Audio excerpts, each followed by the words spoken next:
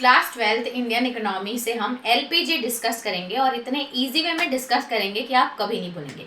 देखिए, एलपीजी का full form होता है लिबरलाइजेशन, ग्लोबलाइजेशन और प्राइवेटाइजेशन। अब इसका मतलब क्या है? अब इसके लिए ना एक सिनेरियो इमेजिन करते हैं। मान लीजिए आपके बहुत ही ज़्यादा स्ट्रिक्ट पेरेंट्स हैं, कहीं भी जाना है, क्यों जाना है, इसकी परमिशन लेनी पड़ती है, कहाँ जा रहे हो, क्यों जा रहे हो, किस लिए जा रहे हो, कब आओगे। ऐसी ही सिचुएशन थी इंडिया की 1991 के पहले, यानी कि पूरा कंट्रोल गवर्नमेंट के पास था। प्राइवेट सेक्टर को बिल्कुल ही फ्रीडम नहीं थी, रिस्ट्रिक्शंस में रखा गया था।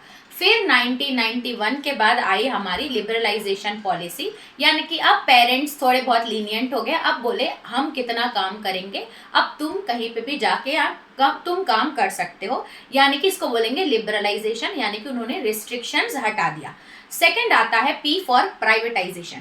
प्राइवेटाइजेशन में ये लागू किया गया कि पहले जितनी भी गवर्नमेंट, जितनी भी इंडस्ट्रीज थी वो गवर्नमेंट देखती थी, लेकिन अब जितनी भी इंडस्ट्रीज है वो हम प्राइवेट सेक्टर को दे रहे थे, प्राइवेटाइजेशन। यानी कि अब आपके पेरेंट्स बोल रहे हैं कि हम ही कितना काम करें, कुछ काम तुम भी करो।